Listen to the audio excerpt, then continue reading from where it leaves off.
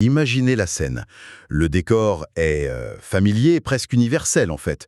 Une équipe est au bord de l'implosion nerveuse, la saturation est totale, genre les dossiers n'avancent plus depuis des semaines. Ah oui, le grand classique du vendredi après-midi. C'est ça.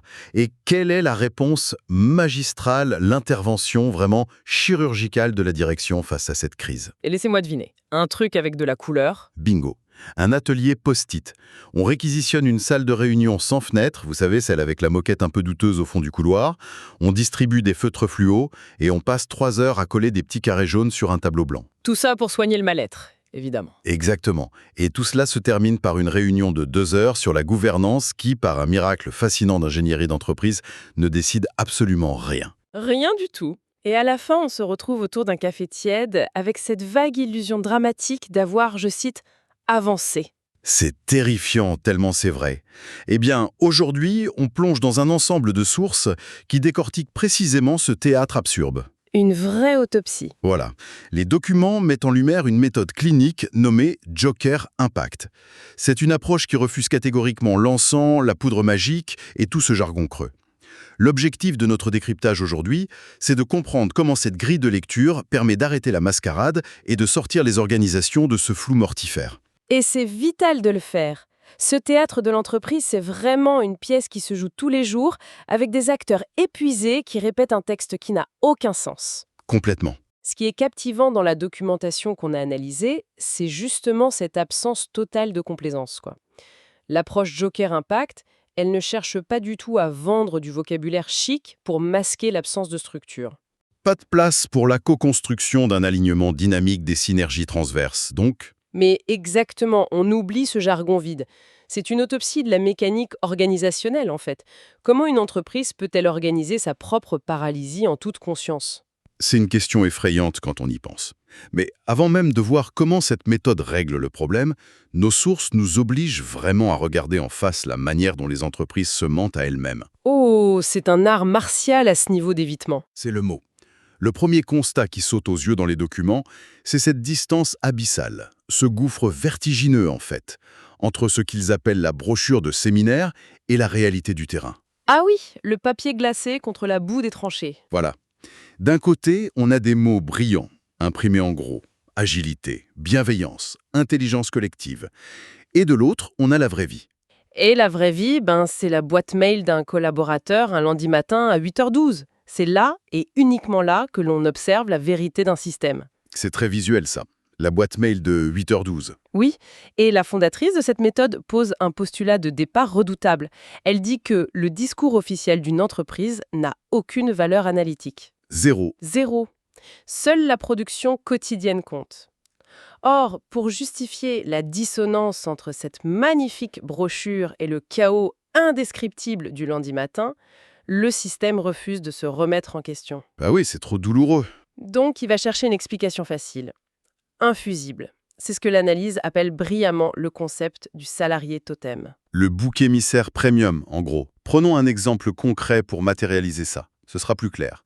Disons Marc, de la comptabilité. Le pauvre Marc. Le pauvre Marc. Marc commence à poser un peu trop de questions. Il signale que les processus se contredisent. Il montre des signes d'agacement en réunion. Ce qui est normal, vu le chaos. Bien sûr, mais soudainement, le discours de la direction devient « Ah, le problème de ce projet, c'est Marc. Il est réfractaire, il a une énergie négative, il n'adhère pas à la culture d'entreprise. En gros, on isole l'individu pour ne surtout pas regarder la machine. » C'est un mécanisme de défense hyper classique et d'une efficacité redoutable pour la hiérarchie.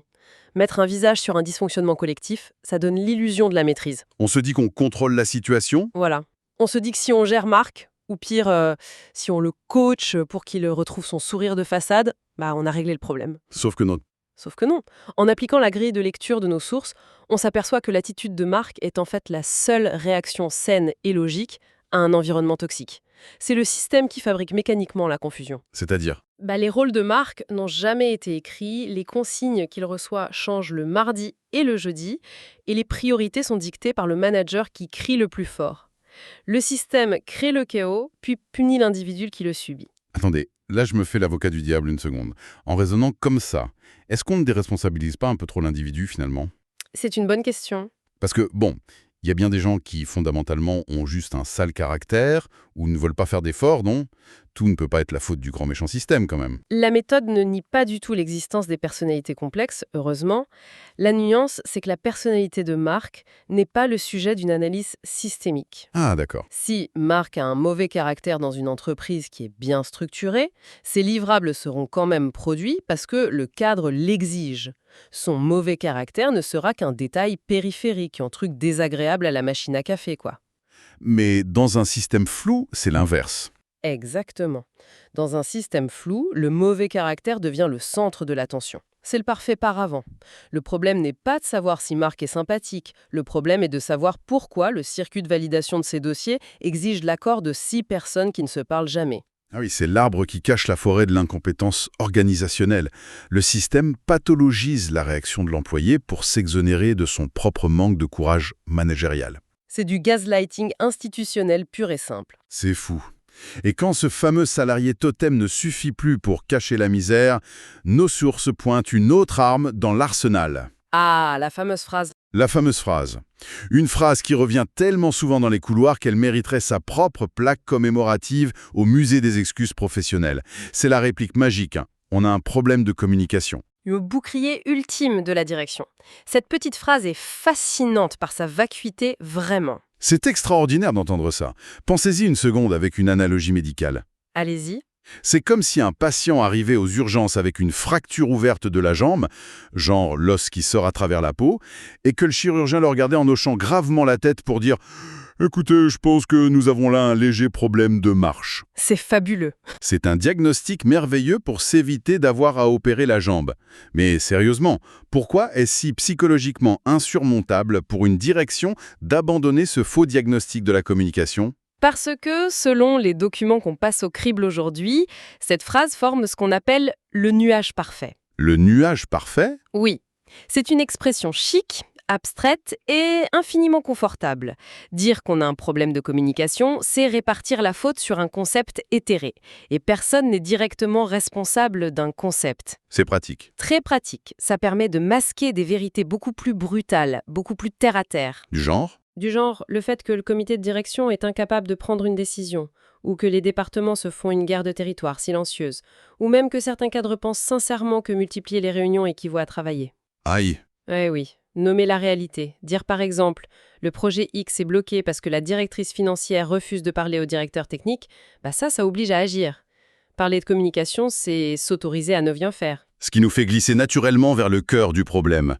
Une fois qu'on a déchiré ce voile d'excuses, qu'on a arrêté de blâmer ce pauvre Marc de la compta ou cette fameuse communication qui n'a rien demandé à personne, on se retrouve face au véritable ennemi. L'ennemi invisible. Exactement. Il est invisible, il s'infiltre absolument partout. C'est un peu le système d'exploitation caché de l'entreprise. C'est le flou.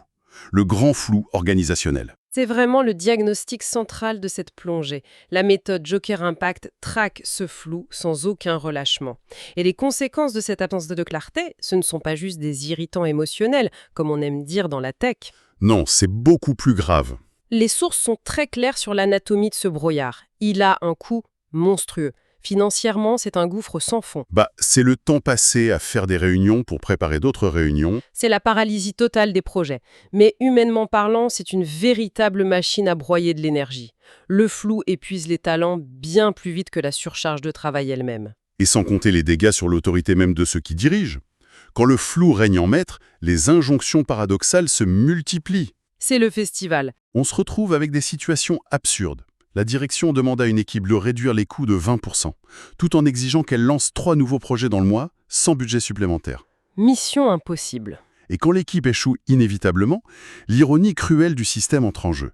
On les accuse d'être résistants au changement ou de manquer d'engagement. C'est la double peine en fait. Le système refuse de trancher. Il refuse de faire des choix stratégiques qui sont par nature douloureux.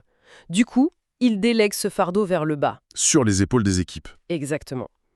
Les collaborateurs sur le terrain doivent absorber cette absence de décision et ils sont censés faire des miracles avec des contraintes incompatibles. Alors là, il y a forcément un auditeur imaginaire, peut-être un manager adepte du management horizontal, qui trépigne d'impatience derrière son volant ou dans le métro. Je l'entends d'ici. Et il pourrait rétorquer à tort.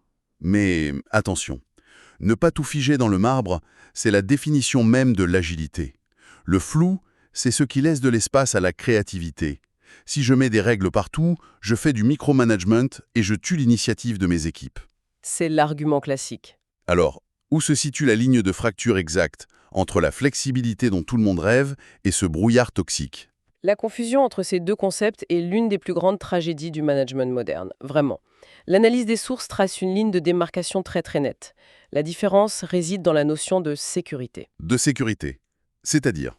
La vraie flexibilité, la vraie agilité, ça exige un cadre d'une clarté absolue. C'est dire à quelqu'un, voici les limites de ton rôle, voici l'objectif inamovible, et voici les ressources précises dont tu disposes. À l'intérieur de ces murs-là, tu as une liberté totale sur la méthode. Ah, donc on pose des fondations et après on les laisse construire. Voilà, ça c'est responsabilisant. Donc le brouillard toxique, c'est l'inverse. C'est plutôt dire, bon, débrouille-toi pour trouver ce qu'on attend de toi, l'objectif changera sûrement la semaine prochaine en fonction du vent, les règles sont écrites nulle part, mais crois-moi, tu seras sévèrement sanctionné si tu les transgresses. C'est exactement ça. Et c'est ce que les sources appellent le grand paradoxe de la fausse bienveillance. La fausse bienveillance, c'est fort comme terme. C'est très juste pourtant. Aujourd'hui, il y a une terreur absolue du conflit dans les entreprises. On associe le fait de poser un cadre strict à de la violence, à de l'autoritarisme d'un autre siècle. Le fameux management à la papa. C'est ça. Or, c'est une erreur fondamentale de croire ça. Un cadre clair n'est pas violent, il est protecteur. Ce qui est d'une violence inouïe, psychologiquement parlant, c'est de laisser les gens deviner.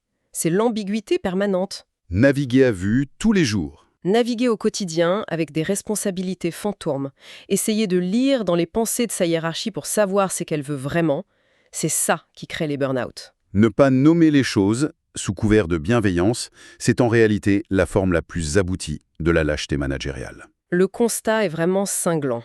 Face à cette usine à gaz génératrice de souffrance et de pertes financières, les documents mettent donc en avant l'approche Joker Impact, une méthode qui promet de, recadrer l'action. Tout à fait. Mais avant de plonger dans le comment, attardons-nous un peu sur ce nom de code, Joker. J'avoue que la première image qui me vient en tête, c'est le clown de Gotham City qui fait exploser des bâtiments en riant. Ce n'est pas hyper rassurant pour un comité de direction, si. C'est vrai que l'image est forte. Le choix du mot est volontairement piquant.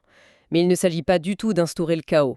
Bien au contraire, le chaos est déjà là, il est juste caché sous la moquette. La fameuse moquette douteuse de la salle de réunion. Elle-même. En fait, dans un jeu de cartes, le Joker a une fonction très particulière. C'est la carte qui vient bousculer la hiérarchie établie des autres cartes. Elle dérange l'ordre apparent. D'accord, je vois l'idée. Dans le contexte de cette méthode, le Joker, c'est cet élément extérieur, cette posture qui entre dans l'entreprise et qui oblige tout le monde à poser son jeu sur la table, face visible. On arrête de tricher avec les règles implicites. C'est le miroir grossissant qu'on refuse de regarder en temps normal, quoi. La méthode se décline en plusieurs phases, et c'est là que ça devient fascinant, parce qu'on passe vraiment de la théorie à la chirurgie lourde. Exactement. La première phase, c'est le diagnostic. Mais comment font-ils concrètement pour lire le réel sans tomber dans le même panneau que les consultants classiques? Vous savez, ceux qui débarquent avec des sondages de satisfaction de 60 questions que personne ne remplit honnêtement. Ah, les fameux baromètres d'humeur. La différence fondamentale ici, c'est l'objet de l'observation. Un diagnostic classique va souvent se concentrer sur les ressentis, du genre « Comment vous sentez-vous par rapport à la vision globale de l'entreprise ?» La question à laquelle tout le monde répond super pour avoir la paix. Exactement. Le diagnostic Joker Impact, lui, se fiche un peu du ressenti immédiat, car il sait, pertinemment, que ce n'est qu'un symptôme. Il regarde l'interaction et la production. C'est-à-dire? Les intervenants cartographient les points de friction concrets. Qui valide ce document précis? Combien de temps ça prend entre la rédaction et la validation? Pourquoi cette personne est-elle toujours en copie de ce mail alors qu'elle n'a strictement aucun pouvoir de décision sur le sujet? C'est redoutable. En observant la mécanique des validations, des retards et des boucles infinies d'emails, on obtient une photographie beaucoup plus cruelle, mais surtout beaucoup plus vraie, des véritables rapports de pouvoir et des dysfonctionnements de la machine. C'est de l'ingénierie inverse de la bureaucratie, en somme. On suit le chemin du document pour trouver où le tuyau est bouché. Ensuite vient la deuxième étape, celle de la distinction. Une étape cruciale. Si je comprends bien ce qu'on a lu, c'est le moment où l'on arrête de prescrire du Doliprane pour une appendicite. C'est une très belle image. C'est le moment où l'on sépare enfin la cause du symptôme. Si les équipes sont épuisées, la réponse habituelle, on la connaît, c'est de proposer des séances de méditation ou des cours de yoga entre midi et 2. Des paniers de fruits frais dans l'open space. Voilà, la phase de distinction, elle oblige à dire non, Le problème n'est pas le manque de zen ou de vitamines des équipes. Le problème, c'est que le processus de reporting leur demande de remplir 14 tableaux Excel inutiles chaque vendredi à 17 heures. Ça change tout. On identifie précisément les habitudes culturelles qui sont souvent très ancrées et qui entretiennent activement le problème au quotidien. Ce qui nous amène directement à la troisième phase, le fameux recadrage. Les sources utilisent une expression brillante, je trouve. Il s'agit de remettre des bords à ce qui déborde. C'est très visuel. Mais concrètement, si on s'arrête une minute là-dessus, remettre des bords, un mardi matin à 10 heures, dans une entreprise en pleine crise de croissance, ça ressemble à quoi dans la vraie vie? C'est juste un nouveau organigramme dessiné sur un tableau Velleda. Oh non, c'est beaucoup plus dynamite un simple organigramme.